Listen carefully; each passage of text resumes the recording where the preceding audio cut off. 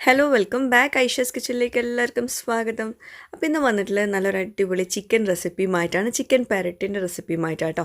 അപ്പം ഈ ഒരു റെസിപ്പി ട്രൈ ചെയ്യാണ്ടിരിക്കരുത്, കാരണം എൻ്റെ ഒരു ഫേവറേറ്റ് ആയിട്ടുള്ള റെസിപ്പിയാണ്.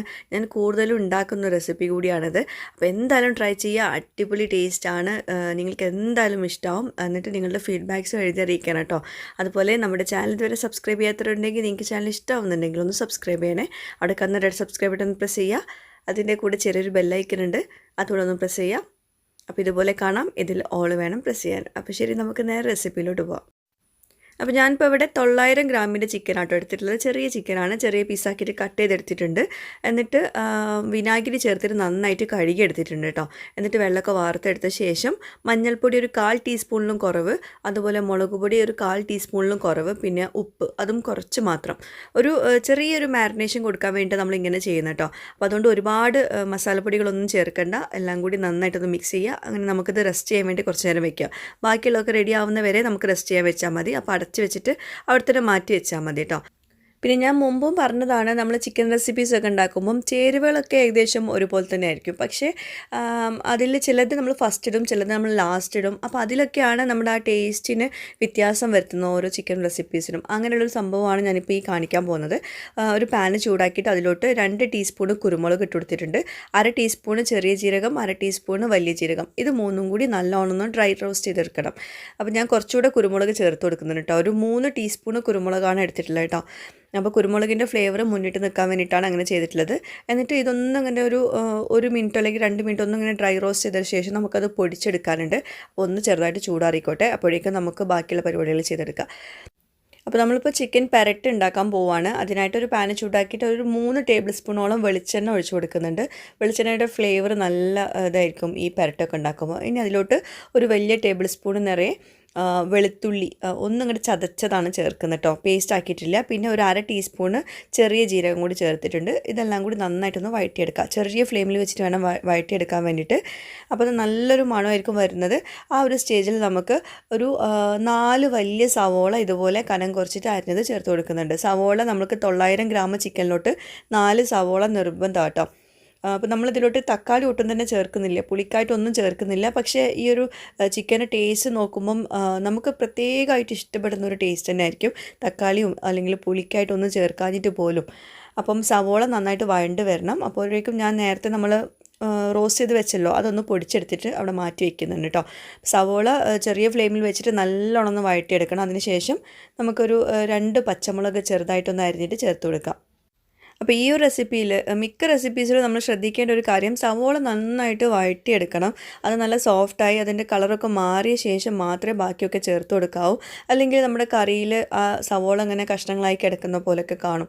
അപ്പോൾ അതിന് വേണ്ടിയിട്ടാണ് നമ്മൾ നന്നായിട്ട് കുക്കാക്കി സോഫ്റ്റാക്കി എടുക്കുന്നത്. പിന്നെ ഞാൻ കുറച്ച് കറിവേപ്പിലയും കൂടി ചേർത്തിട്ടുണ്ട്. എന്നിട്ട് നന്നായിട്ടൊന്ന് മിക്സ് ചെയ്ത് കൊടുത്തിട്ടുണ്ട്. ഇനി നമുക്കിതിലോട്ട് ചേർത്ത് കൊടുക്കാനുള്ളത്, നമ്മൾ നേരത്തെ മാരിനേറ്റ് മാറ്റി വെച്ചിട്ടുണ്ടല്ലോ ചിക്കന്, അത് ഇതിലോട്ട് ചേർത്ത് കൊടുക്കാം. എന്നിട്ട് ചിക്കന് ഈ സവോളയിൽ കിടന്നിട്ട് നന്നായിട്ട് കുക്ക് ചെയ്യണം. അതിന് ശേഷം മാത്രമേ നമ്മൾ ബാക്കി ഇനി മെയിനായിട്ടുള്ള ചേരുവകൾ ചേർക്കുന്നുള്ളൂ കേട്ടോ. പിന്നെ സാധാരണ നമ്മൾ സവോളൊക്കെ വഴറ്റിയെടുത്ത് അതിലോട്ട് ഇഞ്ചി വെളുത്തുള്ളി പേസ്റ്റൊക്കെ ചേർത്ത് കൊടുക്കാറുണ്ട്. എന്നിട്ട് അതിൻ്റെ പച്ചമണം മാറിയിട്ടല്ല നമ്മൾ ചിക്കൻ ഇട്ട് കൊടുക്കുക. അപ്പോൾ ഇതിൽ ഞാൻ ചിക്കൻ ഇട്ട് കൊടുത്ത ശേഷമാണ് ഇഞ്ചി വെളുത്തുള്ളി പേസ്റ്റ് ഒരു ടേബിൾ സ്പൂണിന് ചേർത്ത് കൊടുക്കുന്നത്. എന്നിട്ട് ഇതിൽ നന്നായിട്ട് മിക്സ് ചെയ്തെടുക്കുന്നുണ്ട്. അതിന് ശേഷം നമ്മളിത് ആവശ്യത്തിന് ഉപ്പൊക്കെ ചേർത്തിട്ട് അടച്ച് വെച്ചിട്ട് നമ്മളിത് കുക്ക് ചെയ്തെടുക്കുന്നുണ്ട്. ഒരു 15 മിനിറ്റ് കുക്ക് ചെയ്തെടുക്കുന്നുണ്ട്. ചിക്കൻ വേവുന്ന വരെ കുക്ക് ചെയ്തെടുക്കുക. വെള്ളമൊന്നും ഒഴിക്കുന്നില്ല, കാരണം ഇതിൽ നിന്ന് വെള്ളം ഊറി വരുന്നുണ്ട്. അഥവാ ഭയങ്കര ഡ്രൈ ആയിട്ട് തോന്നുവാണെങ്കിൽ കുറച്ച് ചൂടുവെള്ളം ഒഴിച്ചു കൊടുക്കുക കേട്ടോ. അപ്പോൾ ഇത് അടച്ച് വെച്ചിട്ട് ഞാനൊരു 10 മിനിറ്റ് നന്നായിട്ട് കുക്ക് ചെയ്തെടുക്കുന്നുണ്ട്. അപ്പോഴേക്കും ഇഞ്ചി വെളുത്തുള്ളീൻ്റെ ആ ഒരു പേസ്റ്റിൻ്റെ ആ ഒരു പച്ചച്ചുവക്കെ മാറിപ്പോയിക്കോളൂ കേട്ടോ. അപ്പം ഇങ്ങനെ ചെയ്യുമ്പം ചിക്കനിൽ നല്ലൊരു ഫ്ലേവർ ആയിരിക്കും ആ ഇഞ്ചി വെളുത്തുള്ളി പേസ്റ്റിൻ്റെ. അല്ലെങ്കിൽ നമ്മൾ സവോളയിലേക്ക് ഇട്ട് കൊടുക്കുമ്പം ചിക്കനിൽ ആ ഫ്ലേവർ പിടിക്കണം എന്നില്ല. ഇങ്ങനെ ചെയ്യുമ്പം പ്രത്യേക ഒരു ടേസ്റ്റാണ്. അതിങ്ങനെ ഒന്ന് ട്രൈ ചെയ്ത് നോക്കിയാലേ മനസ്സിലാവുള്ളൂ. അപ്പോൾ ചിക്കൻ നന്നായിട്ട് കുക്കാക്കി എടുത്തിട്ടുണ്ട്. പക്ഷേ വെള്ളം കുറച്ചിങ്ങനെ ഊറി വന്നിട്ടുണ്ട്. അപ്പോൾ നമുക്കിത് തുറന്ന് വെച്ചിട്ട് നന്നായിട്ടൊന്ന് കുക്ക് ചെയ്തെടുക്കാം. ഒരു മീഡിയം ഹൈ ഫ്ലെയിമിൽ വെച്ചിട്ട് ഇതുപോലെ ഇങ്ങനെ ഇളക്കി കൊടുത്തിട്ടുണ്ടെങ്കിൽ നല്ലോണം ഡ്രൈ ആയിട്ട് വരും.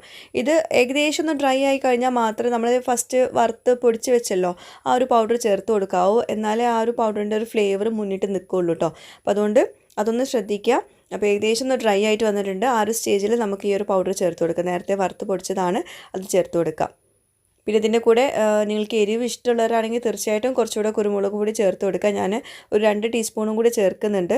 എന്നിട്ട് എല്ലാം കൂടി നന്നായിട്ട് മിക്സ് ചെയ്ത് കൊടുക്കുക.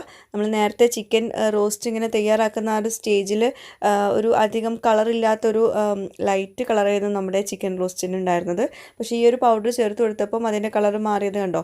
ഇനി ഇത് നന്നായിട്ട് കുക്കാക്കിയാലാണ് അതിൻ്റെ ഒരു കളർ ഭയങ്കര ഡാർക്കായിട്ട് വരിക. നമുക്ക് കഴിക്കാൻ തോന്നുന്ന ഒരു ഫീല് വരുന്നൊരു കളറായിരിക്കും. നമ്മൾ അത്യാവശ്യം നന്നായിട്ട് ചെറിയ ഫ്ലെയിമിൽ വെച്ചിട്ട് വേണം കുക്ക് ചെയ്തെടുക്കാൻ. ഇങ്ങനെ ഇളക്കിക്കൊണ്ടേ ഇരുന്നാൽ മതി കേട്ടോ. അതുപോലെ എണ്ണ തെളിയുന്ന വരെ ഇത് കുക്ക് ചെയ്തെടുക്കണം. അത് പ്രത്യേകം ശ്രദ്ധിക്കുക. പലരും ഈ ഒരു സ്റ്റേജിൽ ആ ഒരു കളർ മാറി കണ്ടിട്ടുണ്ടെങ്കിൽ അവിടെ വെച്ച് നിർത്തും. അങ്ങനെ ചെയ്യരുത്. എണ്ണ നന്നായിട്ട് തെളിഞ്ഞ് വരണം. അപ്പോഴാണ് അതിൻ്റെ കറക്റ്റ് ടേസ്റ്റ് കിട്ടുക കേട്ടോ. അപ്പോൾ ഇതുപോലെ ഇളക്കിക്കൊണ്ടേ ഇരിക്കുക. നല്ലോണം ഒന്ന് ഡ്രൈ ആയിക്കോട്ടെ. ഇപ്പോഴും എണ്ണ തെളിഞ്ഞിട്ടില്ല. നല്ലോണം എണ്ണ തെളിയണം. സൈഡിലിങ്ങനെ എണ്ണ ഊറി വരും. ആ ഒരു സ്റ്റേജിലാണ് നമ്മുടെ ചിക്കൻ റെഡിയായി എന്ന് മനസ്സിലാക്കേണ്ടത്. അപ്പോൾ ഈ ഒരു ചിക്കൻ റെസിപ്പിയിൽ നമ്മൾ തക്കാളി ഒട്ടും തന്നെ ചേർത്തിട്ടില്ല. തക്കാളിക്കൊക്കെ വിലയാണെന്ന് പറയുന്നവരോട് എനിക്ക് പറയാനുള്ളത് ഈ ഒരു റെസിപ്പി ട്രൈ ചെയ്ത് നോക്കൂ. ഒട്ടും തന്നെ തക്കാളി ചേർക്കാത്ത റെസിപ്പിയാണ്.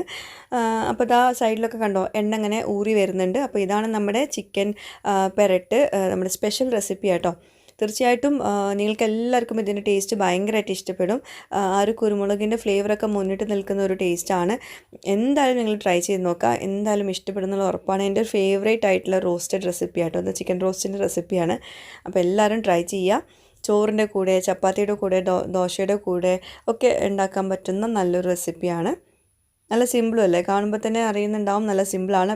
ചില കാര്യങ്ങളുണ്ടല്ലോ, നമ്മൾ ചിക്കന് ചേർക്കുന്നതിന് മുമ്പ് സവോള നന്നായിട്ട് വഴണ്ട് വരണം. അതുപോലെ നല്ലോണം ഡ്രൈ ആയ ശേഷം മാത്രം നമ്മൾ ഫസ്റ്റ് പൊടിച്ചിട്ടുള്ള ആ ഒരു പൗഡർ ചേർക്കാവൂ. അതൊക്കെ ഒന്ന് ശ്രദ്ധിച്ചാൽ തന്നെ നമ്മുടെ ചിക്കൻ റെസിപ്പിയിൽ നല്ല വ്യത്യാസം ഉണ്ടാവും. അപ്പോൾ ഇതേപോലെ തന്നെ ഉണ്ടാക്കുക. എന്നിട്ട് എനിക്ക് ഫീഡ്ബാക്ക്സ് എഴുതിയിരിക്കാനും മറക്കരുത്. അപ്പോൾ കുറച്ച് കറിവേപ്പില ലാസ്റ്റ് ഇട്ട് കൊടുത്തിട്ടുണ്ട്. മല്ലിയില പുതിനയിലൊക്കെ ഉണ്ടെങ്കിൽ അതും ചേർത്ത് കൊടുക്കുക. അപ്പോൾ ഞാൻ ഫ്ലെയിമൊക്കെ ഓഫ് ആക്കിയിട്ട് ഇതുപോലെ അടച്ച് വെച്ചിട്ടുണ്ട് കേട്ടോ.